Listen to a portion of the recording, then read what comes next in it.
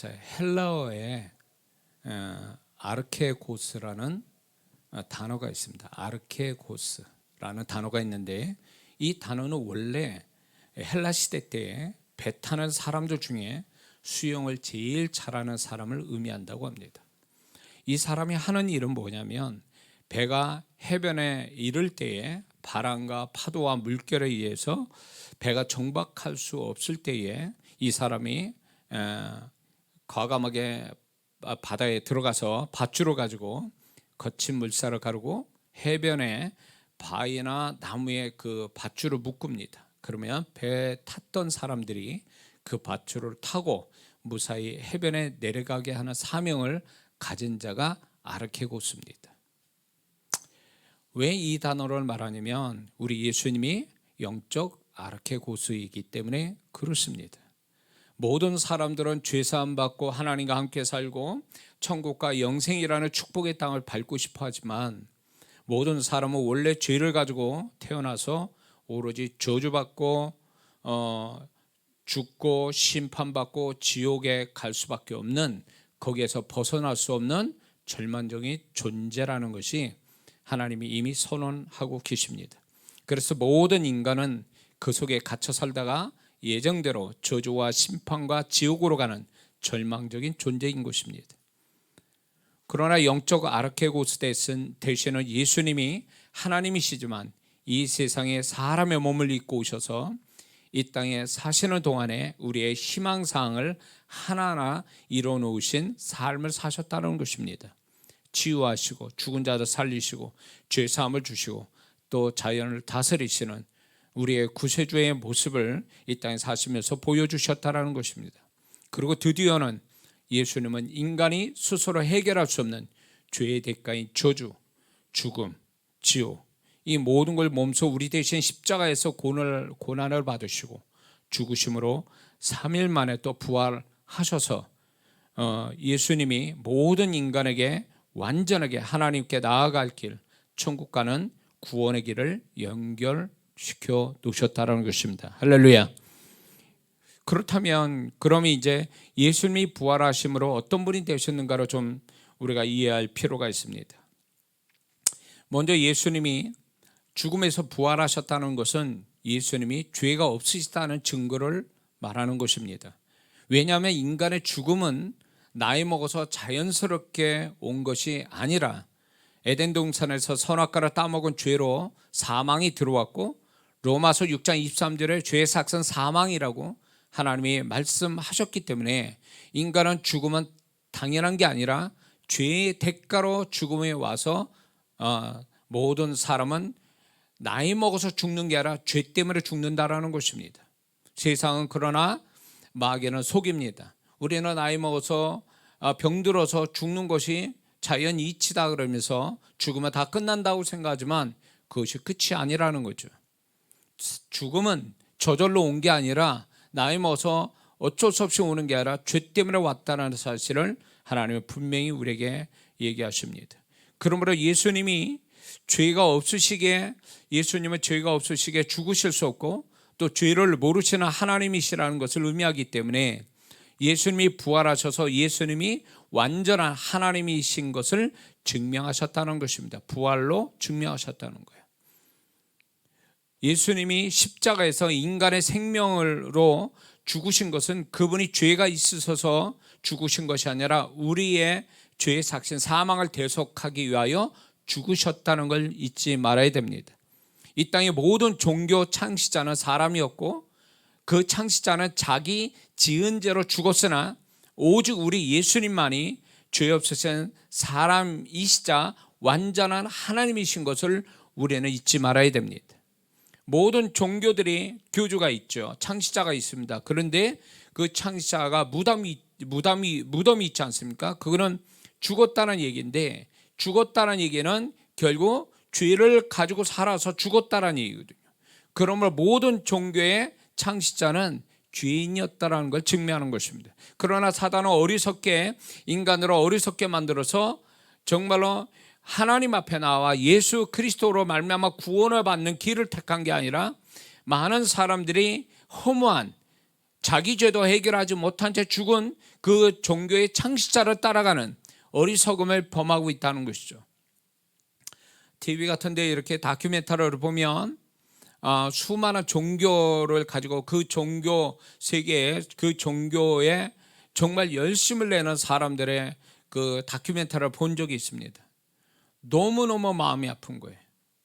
그들이 저 무지로 결국은 자기 죄로 지옥 간다는 사실을 그들은 모른 채 그 열심으로, 특히 티벳 같은 데는 삼보, 그러니까 3번 걸음하고 이렇게 엎드려 가는, 그래서 자기의 성지로 가는, 그걸 며칠씩 하는 그 추운 겨울에, 그리고 여자고 남자고 어린애고, 그 모습을 제가 이렇게 보면서 너무너무 불쌍한 거예요. 너무너무 마음이 아픈 거예요. 저렇게 한다고 구원받는 것도 아니고, 저렇게 한다고 죽은 부처가 어떻게 도와줄 수 있는 것도 아닌데도 불구하고, 그것에, 그 종교에 그냥 늘상 전통적으로 자기 조상으로부터 가졌던 그 종교니까 그걸 그렇게 살아가는 그들의 모습에 너무너무 마음이 아프더라고요. 세상에 진리는 하나밖에 없어요. 오직 하나님과 그분의 말씀밖에 진리는 없다라는 것입니다. 그러나 그들은 수많은 종교들, 그 창시자들이 다 무덤이 있고 자기 죄 하나도 해결하지 못하고 죽은 자들이 아무것도 해줄 수 없는데도 불구하고 사단을 계속 속여서 거기에 구원이 있는 것처럼. 그래서 어느 종교에서는 그런 게 있죠. 글을 모르니까 그 자기네 교리로 쓴 그 종 같은 거를 이렇게 매달아 놓고 그거로 돌리면 구원받는다, 돌리면 축복받는다.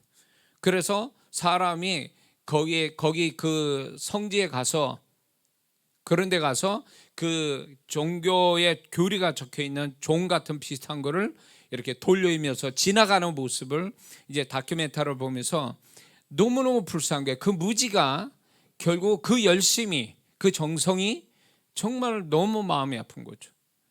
그렇게 한다고 하나님이 알아주는 것도 아니요, 그들은 자기 죄를 해결할 수 없는 그 종교의 창시자가 자기 죄 하나 해결하지도 못하고 손 하나 까딱 자기의 어떤 축복도 해줄 수 없는 그 종교의 그 창시자를 믿고 가는 것이 얼마나 불쌍한지 알 수가 없습니다. 이 세상이 영광의 복음을 대하여 혼미케 했다고 그랬어요.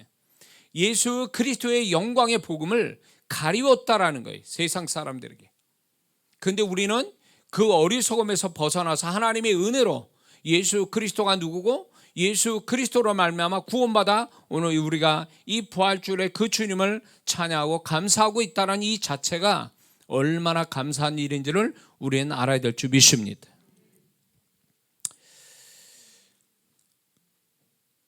그러므로 예수님은 무덤이 없죠.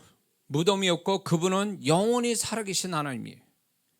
나사로도 죽었다 살아났죠. 그러나 다 죽었죠. 인간이기 때문에, 죄가 진 인간이기 때문에 죽었습니다.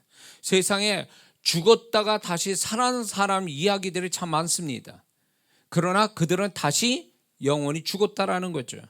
그러므로 이 세상에 영원히 산 사람은 없다라는 거예요, 이 땅에서는. 그 얘기는 뭐냐? 모든 인간이 죄를 지었으며 하나님 영광이 이르지 못해서 죄 가지고 다 죽은 거예요. 그러나 예수님은 죄 가지고 죽으신 게 아니라 그분은 죄가 없으신 죄 없으신 하나님이시기 때문에, 죄 없으신 사람이자 하나님이시기 때문에 부활하실 수밖에 없고, 그분은 영원히 사시는 우리의 완전한 구세주 하나님이라는 사실을 우리는 알아야 될 줄 믿습니다.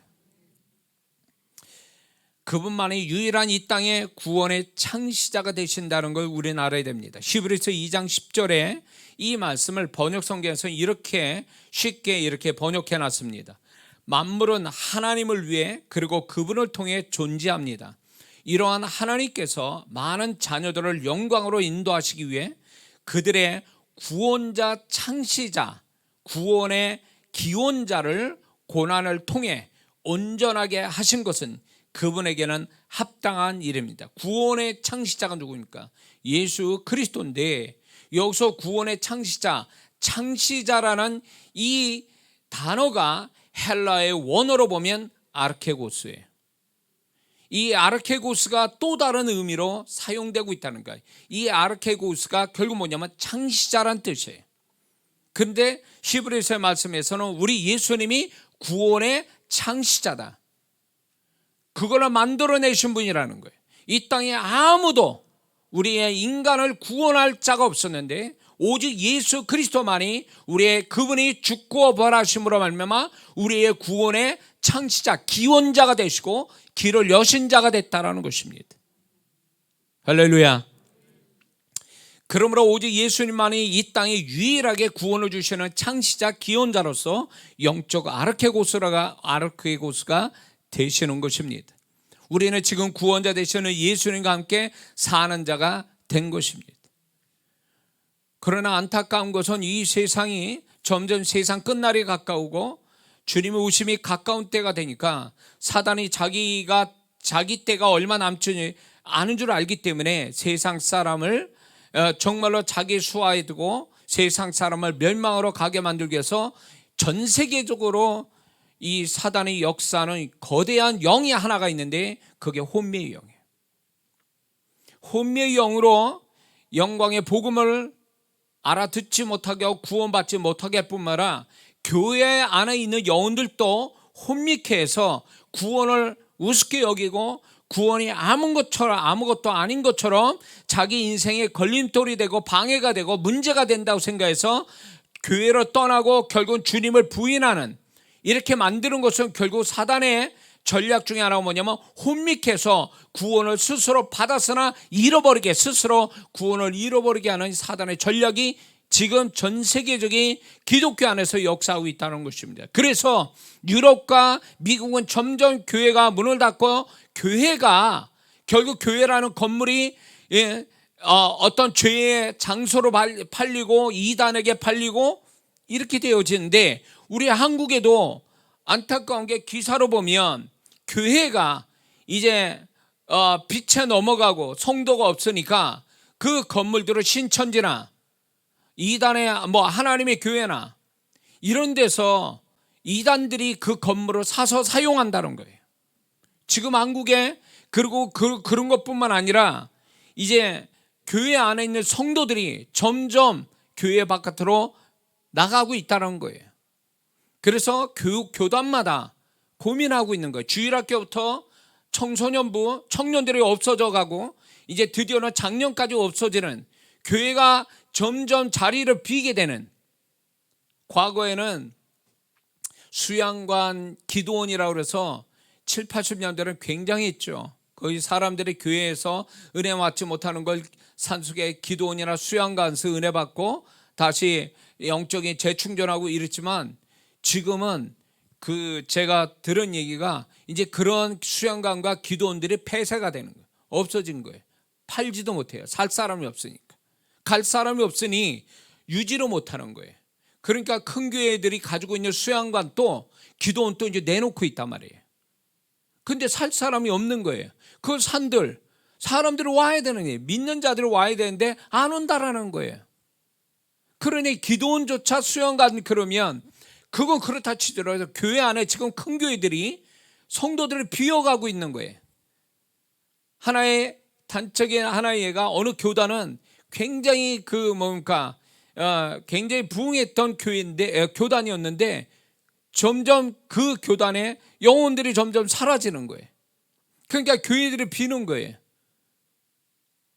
그 부흥했던 그 교단이 거기서 영혼들이 사라져 가니까 나머지 교단의 영혼들도 점점 없어지는 거예요. 그래서 교단마다 교회의 어떤 그 성도들을 파악하는 데 있어서 증가되는 거 없고 계속 감소된다는 거 그거 하고 있다는 말이죠. 그걸 발표하고 있어요. 감소한다고. 그거는 결국 뭐냐면 전에 과거보다도 은혜가 떨어지거나 과거보다 교회가 수준이 낮거나 과거보다 교회가 가난해지거나 그런 게 아니라는 거예요. 과거보다 훨씬 더 세련되고 교회가 여러 가지로 조건이 좋음에도 불구하고 성도들이 사라진단 말이죠. 그거는 뭐냐면 교회 성도들 각자의 그 안에 주님에 대한, 구원에 대한 확신, 감사함, 이런 것들이 사라지다 보니까 교회를 다닐 이유를 못 찾는 거예요.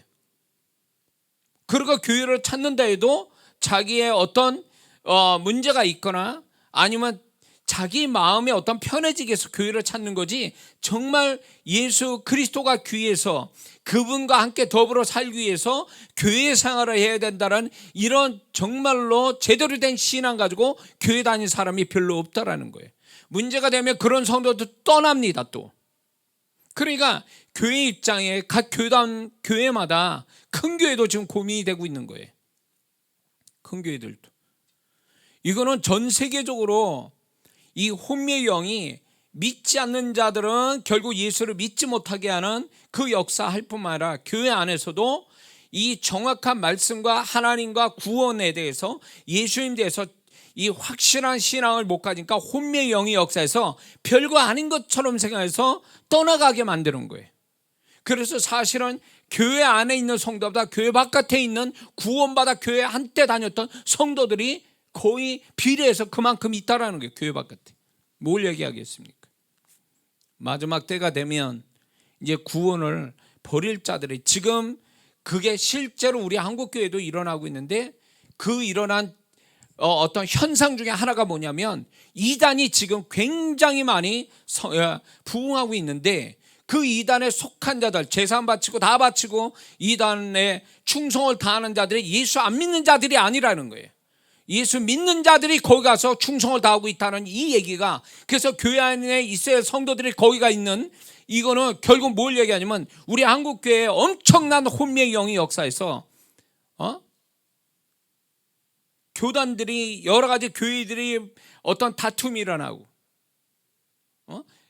교회 안에 다툼이 일어나서 교회를 떠나고, 또 신앙의 어떤 이렇게 혼미해가지고 이단에 빠져버리고, 또 한쪽 그룹은 교회 다니기 별별 일 없고 하나 나한테 도움이 안 된다 그래서 교회로 떠나서 세상에 가버리고, 이렇게 찢어져 가지고 교회 안에 구원받은 자들이 점점 줄고 있다라는 거죠. 그 마음이 아픈 거죠. 주님이 보실 때 세상 끝날이 이제 정말 그 현상들이 일어나고, 지진과 기근과 거짓 선지자들이, 거짓 그리스도들이 나타나고 있는 거죠. 난리와 난리가, 전쟁이, 민족 간의 다툼이. 지금 전 세계가 그렇잖아요. 경제적으로 얼마나 어렵습니까? 이 경제, 돈 문제 때문에 사람들이 돈에 미쳐 돌아가고, 그리고 돈 때문에 하나님도 버리고 그 돈이 하나님 돼서 정말 쉽게 신앙도 버리는 그런 세대에 살고 있습니다. 이게 결국은 주님이 정말로 이 땅에 공중으로 재림하시기 직전에 일어난 일들을 지금 다 지금 종합 세트로 지금 일어나고 있거든요. 근데 그렇게 만든 것의 배경이 뭐냐? 혼미의 영이에요. 혼미의 영이 결국 다툼을 일으키고 주님을 떠나게 만들고, 이런 역사를 일으켜가는 데 있어서 믿는 자들이 정말 신앙생활 제대로 하지 않으면 여지껏 신앙생활 잘하다가 어느 날 이단에 빠져 들어가 있고, 어느 날 세상에 들어가 있고, 어느 날 하나님이 원하지 않는 사단에 덫에 걸려가지고 거기서 호적거리고, 이런 일들이 벌어질 수밖에 없다라는 겁니다. 그러므로 우리는 이 부활주일에 고난주간, 여러분들은 어떻게 보는지 몰라도 주님이 우리를 위해서, 하나님이 예수님을 이 땅에 보내시기 위해서 몇천 년간을 기다리고 계셨어요. 에덴 동산이 시작돼가지고 그 하나님은 우리를 정말로 구원해 주시려고 오랫동안 기다렸고, 예수님도 우리를 사랑하셔서 이 땅에 오시기를 오랫동안 기다리고 이 땅에 오셨다고요. 그래서 우리를 위해서 정말로 33년간을 대속의 삶을 사시고 고난과 고통을 받으시고 결국은 십자가에서 우리를 위해서 죽으셨단 말이죠. 모든 걸 대속하시기 위해서. 근데 그 대속이 간단한 게 아니고 그렇게 가벼운 게 아니라는 거죠. 그래서 저는 성령님이 우리 성도들 안에서 강렬하게 역사를 하셔서 예수님에 대해서, 예수님이 우리 위해서 어떠한 고난과 고통을 받으시고 우리를 얼마나 사랑하셨는지를 성령님을 통해서 우리가 이게 경험이 된다면 그 사람은 180도 달라지고 180도 달라진 인생을 또 살 수 있다는 거죠. 오늘날 왜 교회를 떠납니까? 쉽게? 그거는요, 그 안에 성령님의 역사가 사라졌기 때문에 그런 거예요. 그 성령님은 우리에게 오셨는데 그 성령님은 예수 그리스도를 계시하시고 예수 그리스도의 영광과 예수 그리스도의 능력과 예수 그리스도를 사랑하게끔 성령님이 역사하려고 우리한테 왔는데 그 성령님이 역사하기도 하기 전에 가버린 거예요. 세상으로 가버리고 죄악으로 가버리고 사단의 미혹에 가버리고 다 그렇게 되고 있어요. 그러니 교회 안에 여기 지금 앉아서 예배드리는 여러분들 귀족 같은 사람들이에요. 정말 주님의 특별하신 은혜가 있으니까 이렇게 앉아있지, 그분의 은혜가 아니었으면 여러분들 또 세상에 들어갔거나 어딘가가 여기 오늘 이렇게 안 앉아 있을 거라는 거죠. 저는 지난 고난주간을 지나면서 감사한 게 뭐가 있냐면, 제 아내도 또 얘기했지만 세월이 갈수록 이 고난주간을 정말 주님을 묵상하고 보내는데 과거보다 더 그분에 대한, 이 구원에 대한, 그분의 고난에 대한 이 모든 진리에 대해서 과거에는 머리로 이해를 하고 있었다면 세월이 갈수록 이 감정에서, 이 감성에서 더 진하게 느껴지는 걸 제가 이제 이번 주간에 더 느꼈습니다. 세월이 가면서 주님이 나를 위해서 죽으시고 부활하셨다는 이 단순한 진리가 어마어마하게 내 안에서 엄청난 그 충격으로 이렇게 자극을 이렇게 하시는 걸 제가 느낍니다. 그게 너무 감사한 거예요. 그래서 그 주님이 얼마나 다시 한번 얼마나 귀한 분인지는 제가 이 고난주간에 다시 한번 성령님을 통해서 깨달은 거죠. 내가 머리로 알았던 그 진리의 지식을 성령님이 통해서 그분을 더 가슴속 깊은 곳에서 더 느낄 수 있고 또 깨달아질 수 있다는 게 얼마나 감사한지 알 수가 없어요. 그래서 과거에 그 하나님께 쓰임받았던 수많은 사람들이 이제 죽을 때 날 구원하신 예수님 감사합니다, 이 세상을 떠난 자가 있는데, 그 아프리카 선교에 개척을 했던 지금 그분이 기억나지 않지만 선교에서 마지막 순간에 죽을 때 그 얘기한 거거든요. 날 구원하신 예수님 감사합니다. 그리고 세상을 떠났어요. 천국 갔어요. 왜 그런 말 할까? 왜 수많은 말 중에 마지막 유언이 그렇게 그 한마디가 왜 그 말을 했을까? 저는 그때 그런 어떤 선교사님이나 아니면 마지막 순교당하는 분들의 그런 글을 읽을 때 이해가 되는 듯 하면서 이해가 안 됐어요. 마지막에 그렇게 이 말밖에 할 수 없는가? 당연한 이야기를. 근데 제가 나이 먹어가며 그분을 알아갈수록 그분 성령님을 통해서 이 주님을 지식으로 알고 머리로 아는 게 아니라 가슴으로 알아갈 때마다, 그것이 점점 알아갈 때마다 내가 나 같은 죄인을 살리셔서 이렇게 은혜로 구원받고 목사가 돼서 이날까지 이렇게 있다라는 이 자체 하나만으로도 난 너무너무 내가 그분으로부터 구원의 택정함을 입은, 예수도 안 믿는 집안에서, 불교권이 강했던 그 집안에서 하나님이 저를 택하여 구원하셔서 여기까지 왔다는 그 자체가 너무너무 감사한 거죠. 아마 저도 이 세상을 떠나게 되면 그 말 할 것 같아요. 날 구원하신 예수님 감사합니다. 이 땅에서 수많은 하나님을 위한 일을 한다는들 그게 그분이 내게 구원해 주신 그거에 비교해서 그게 대단하겠습니까? 아무것도 아닌 거거든요. 여러분들이 정말 지금 이 순간에 생명이 끝난다면 무슨 말 하고 싶어요? 남겨진 사랑과 하나님 앞에서 무슨 말 하고 싶어요? 우리는 그걸 생각해 봐야 돼요. 예수님 아니면 모든 게 무가치한 거예요. 세상 사람은 가치가 있다고 그래가지고 막 거기에 목숨 걸고 한평생 살고 뭐 그렇게 하지만 하나님의 시각으로 볼 땐 다 무의미한 거예요. 무가치한 거예요. 구원받지 않으면, 하나님이 인정하지 않으면 그 모든 것들이 험한 것이라는 거예요.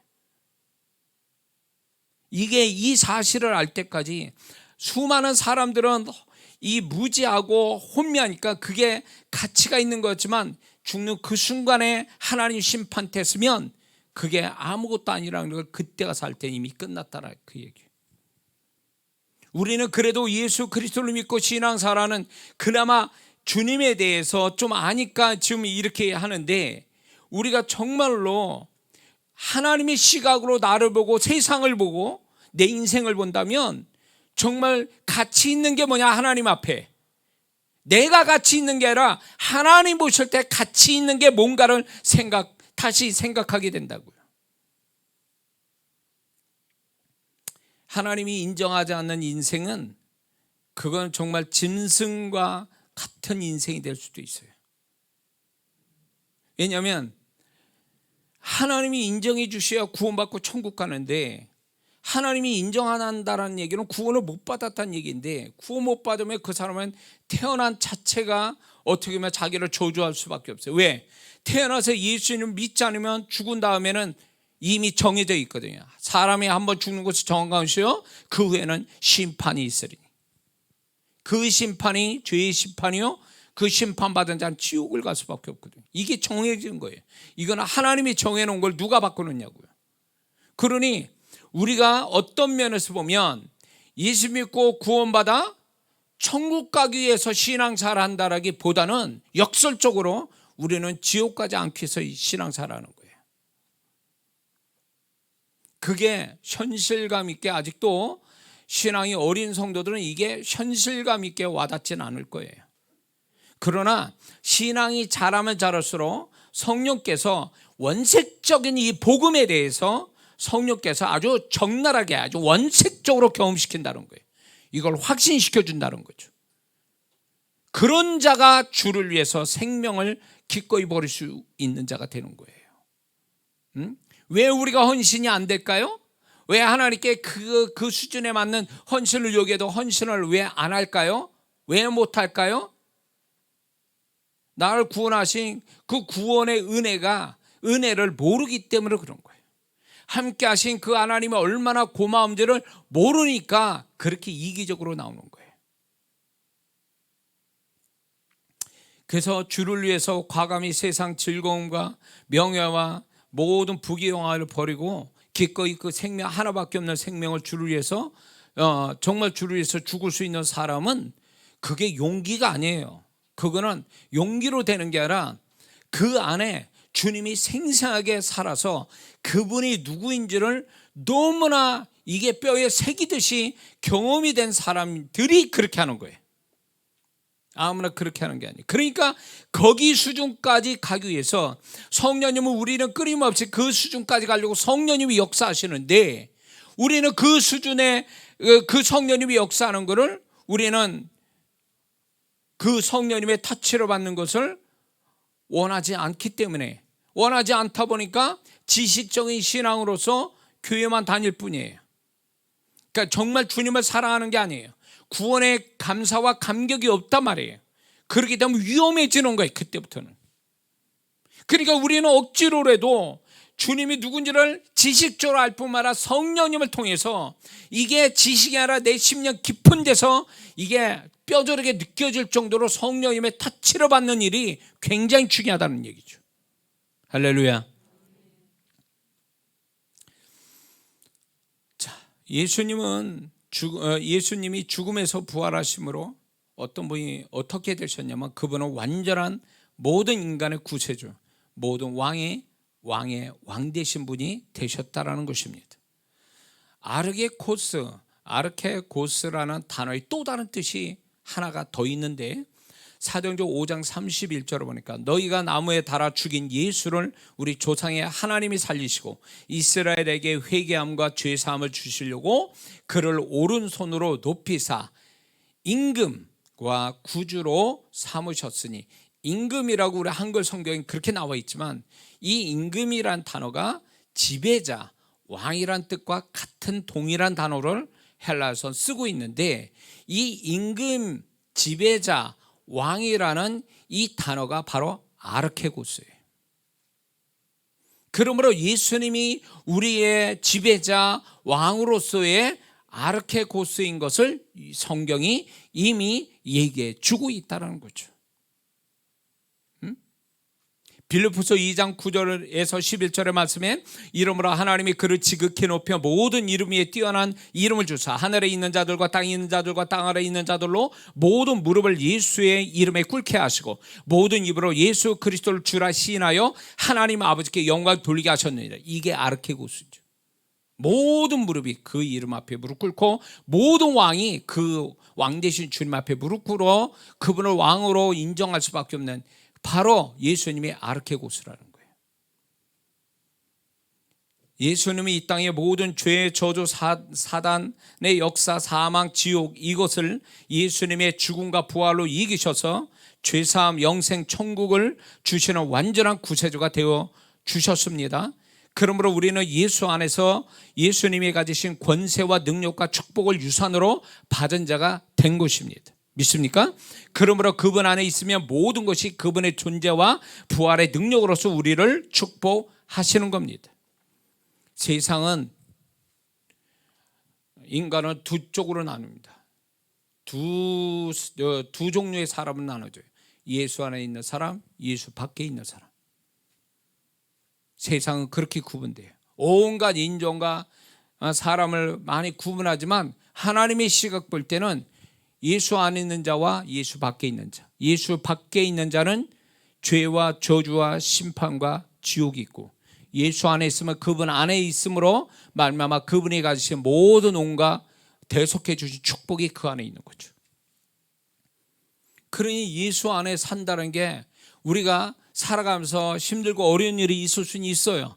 그러나 그가 우리가 구원받아 예수 안에서 산다는 거 이것만큼 정말 이 축복에 비하면 아무것도 아니죠. 그 살아가면서 어려움을 겪는 거예요. 죽어도 그 사람은 아쉬운 게 없고 슬픈 게 없는 거예요. 왜? 죽음 너머에 천국이 하나님 아버지가 계신 천국에 들어갈 수 있는 예수 그리스도가 거기 계신 그분을 만나러 가는 거니까 믿는 자는요 죽어도 아쉬움이 없는 거예요. 그러나 믿지 않는 자들은 두렵죠. 그래서 죽을 때 눈 뜨고 죽는 사람도 있어요. 죽는 게 무서워서. 왜? 이미 아는 거예요. 죽으면 심판이 있고 지옥 간다는 거 아니까.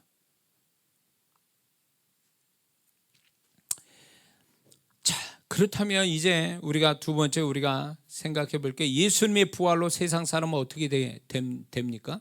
세상 사람은 어떻게 되는 거예요? 한마디로 세상 사람은 태어나면서 자기 의사와 상관없이 어쩔 수 없이 사망의 길로 가는 절망적인 인생에 예수님의 부활로 유일하게 살 길이 이제 열린 거예요. 예수님이 인류를 위해 죽고 부활하심으로 인하여 구원받아 죄사함을 받는 길이 열렸고 하나님 아버지가 계신 천국에 갈 길이 열린 겁니다. 예수님이 죽고 부활하심으로 하나님 앞에 천국까지 가는 소망의 밧줄이 연결된 거예요. 세상 사람은 이걸 알아야 돼요. 이 사실을 알아요. 이건 진리고 이건 확실한 거죠. 모든 인간은 그분이 만들어 놓으신 소망의 밧줄을 붙잡아야 비로소 죽음 넘어서까지도 가치 있는 존재와 인생으로 살아갈 수 있다는 것입니다. 예수 바깥에 있으면 예수님을 붙잡지 못하면 그 존재와 인생은 하나님 볼 때 무가치한 거래요. 그게 짐승의 인생, 짐승과 다를 바가 없는 거예요. 예수님을 만나지 못하면 예수님을 잃은 자요. 예수님을 잃었다라는 것은 인생의 가장 중요한 것을 잃은 자요.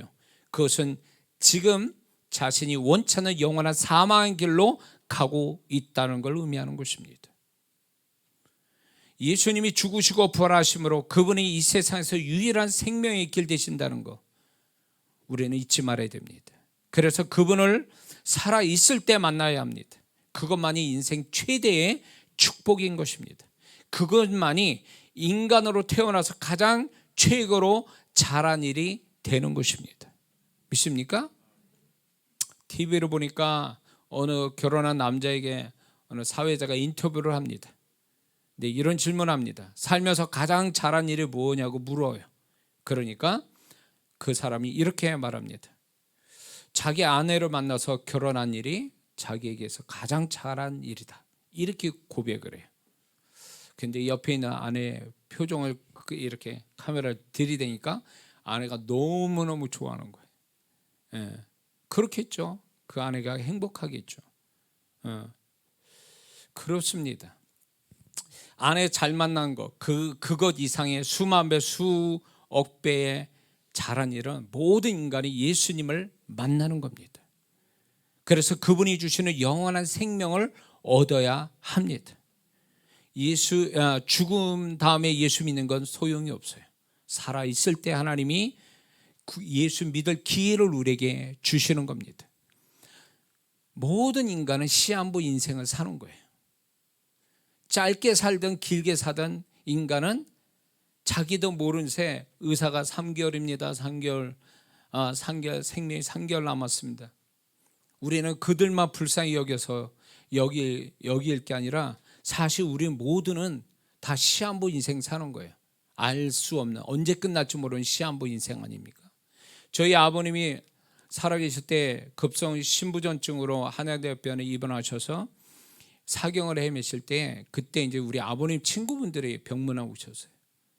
그래가지고 아이고 자네 이렇게다가 죽으면 어떻게 하냐고, 살아야 된다고 걱정하시고 막 저를 이제 제가 이제 장남인데 저를 이제 제가 간호하고 있었는데 우리 이제 그 아버님 친구분들이 아이고 그래 너 간호냐고 수고 많다 그러면서 야, 이 병원비에 좀 보탰어라 그러면서 이 봉투를 이렇게 주시더라고요.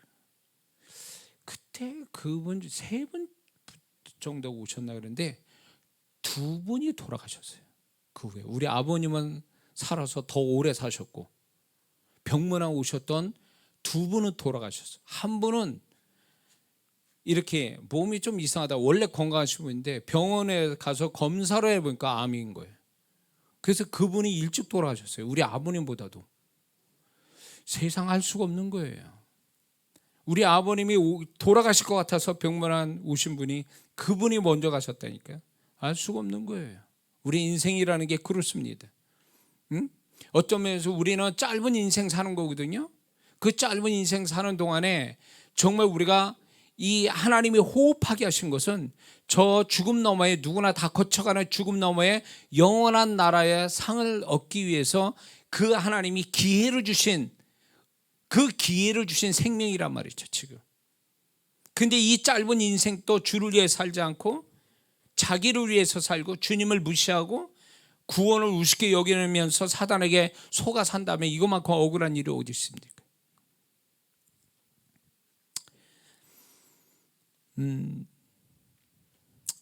그러므로 예수님이 십자가에서 생명을 던져 죽고 부활하심으로 만드신 구원의 줄, 천국의 줄 붙잡는 정말 우리는 세상에서 가장 행운한 인주로 믿습니다. 우리가 똑똑하고 착해서 구원받았습니까? 그리고 정말 어떤 분은 제가 과거에 병원 전도했을 때 목욕탕에서 제가 전도를 해서 그분을 예수님 영접시켰는데 다음에 병원 전도 가니까 그 병원에 계시는 거예요. 그런데 그 병원에서 그분이 은행에서 이제 그 임원으로 계시다가 은퇴를 하셨는데 그분이 결국 그 병에 걸리셔가지고 제가 목욕탕에서 예수님을 영접하지 않았으면 그분은 천국 못 가는 분이었어요. 주님이 저를 통해서 그분을 예수 영접시켜서 그분이 이제 병원에 만날 때 굉장히 저를 반갑게 저를 맞이해 주더라고요. 목욕탕에서는 그냥 막 진짜 못 볼 사람처럼 막 뭐 그렇게 하시더니 병원에서는 굉장히 반갑게 맞이해 주는데 그 후에 그분이 돌아가셨던 얘기 들었거든요. 세상 사람들이 모든 걸 다 가진다 해도 예수님을 소유하지 못하면 그건 다 소용이 없는 거예요. 소용없는 거예요. 예수님 구원받지 못하면 그것만큼 비극이 없어요. 다 잃은 거예요. 예수님 잃으면 다 잃은 거예요. 우리가 건강 잃을 수 있어요. 돈을 잃을 수도 있어요. 사람을 잃을 수도 있어요. 그러나 예수님 잃어버리면 다 끝난 거예요. 다 잃어버린 거예요.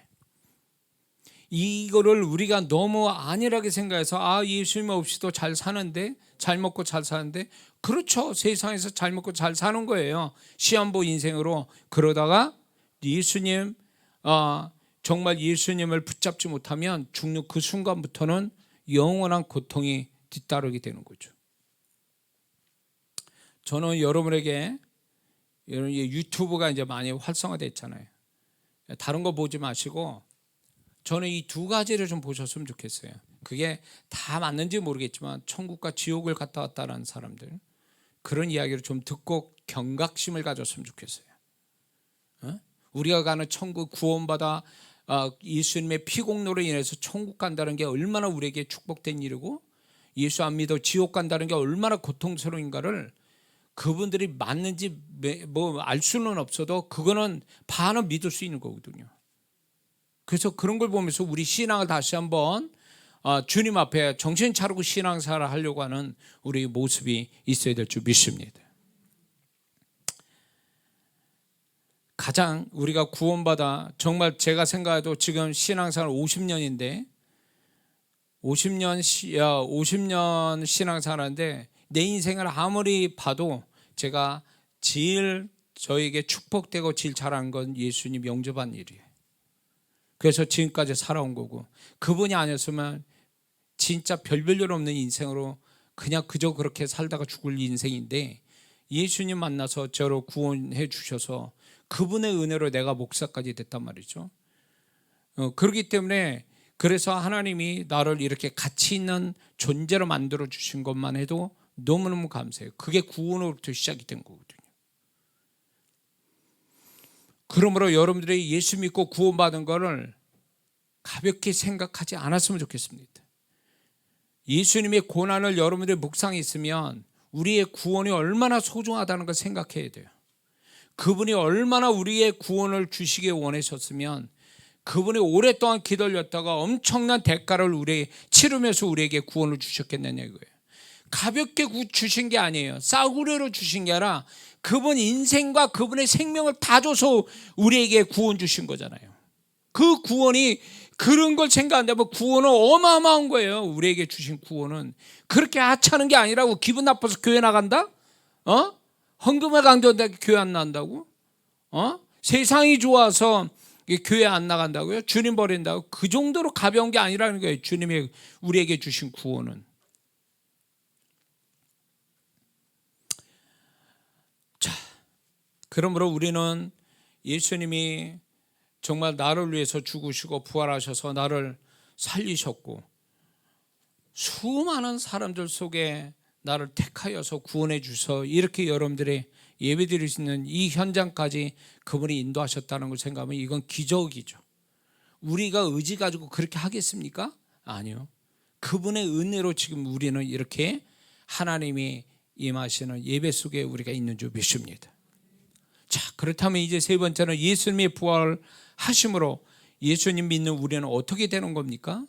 할 때 예수님의 부활로 예수님 안에 사는 우리에게 하나님은 세 가지 축복의 진리를 알려주십니다. 이거는 우리가 이 진리를 붙들고 살아야 되는데, 첫 번째는 예수님이 부활하심으로 예수님의 죽음은 끝이 아니라 부활로 가는 과정뿐이라는 사실을 알려주십니다. 이게 무슨 말이냐면 예수님 안에 있는 우리가 살아가는 동안에 어떠한 죽음 같은 고난이 어려움이 있다 해도 고난이 끝이 아니라 끝내는 고난 때문에 축복이 온다는 것을 계시해 주는 거예요.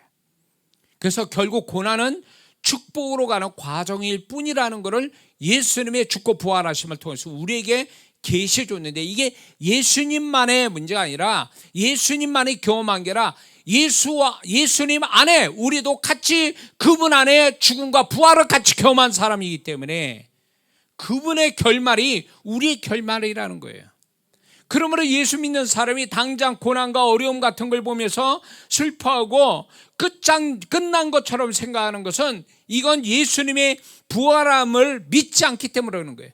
예수님이 죽고 부활하신 걸 믿는다면 우리가 죽음 같은 시간을 보낸다 할지라도 결국은 그 죽음은 죽음으로 끝나는 게 아니라 부활로 끝난다라는 이 진리를 우리가 믿고 사는 자에게 주님의 이 부활의 진리의 축복을 보게 되는 줄 믿습니다.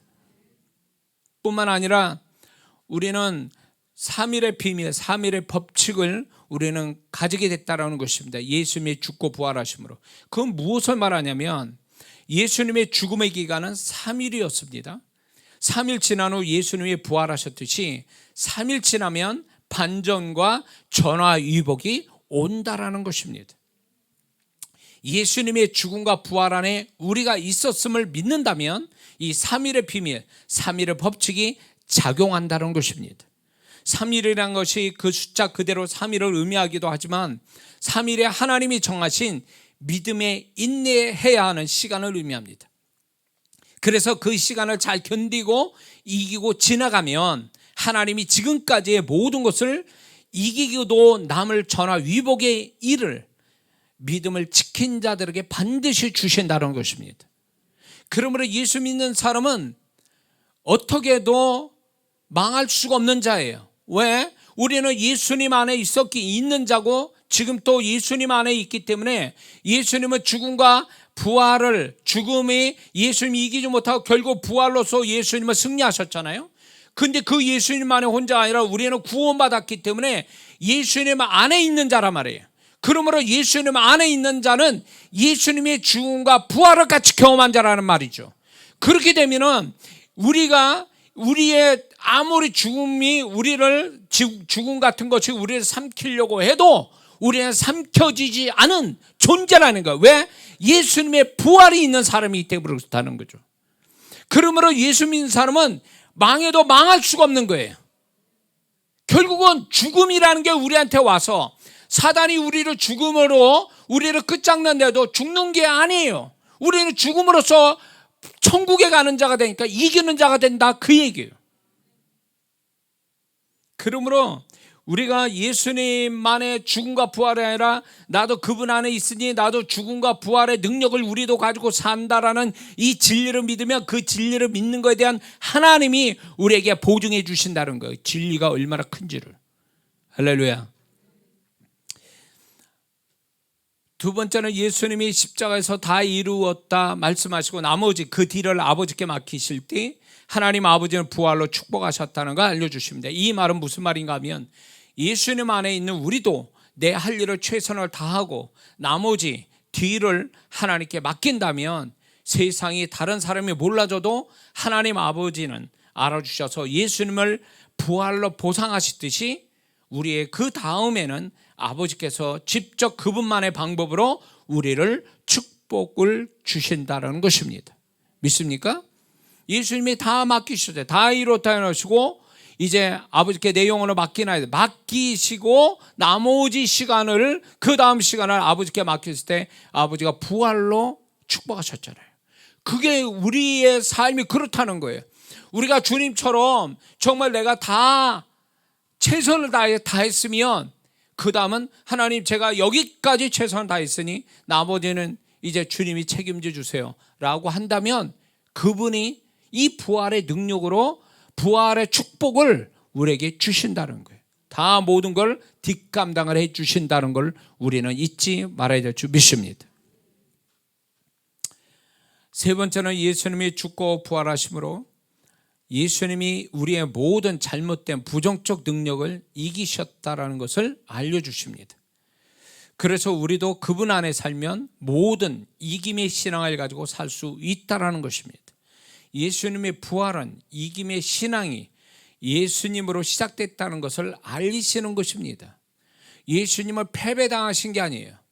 고난받아 죽으셨지만 고난은 받아 죽으신 걸로 끝이 난 게 아니라 부활로서 이기셨잖아요. 모든 걸. 그것처럼 예수 안에 있는 자는 그분의 죽음과 부활을 믿는다면 우리는 우리를 패배하게 하고 우리를 정말로 우리를 완전한 실패자로 만들려고 하는 것들에 대하여 우리는 그럴 수 없는 자, 예수님이 부활하셨듯이 우리도 이기는 사람으로 끝이 난다는 걸 우리는 잊지 말아야 될 줄 믿습니다.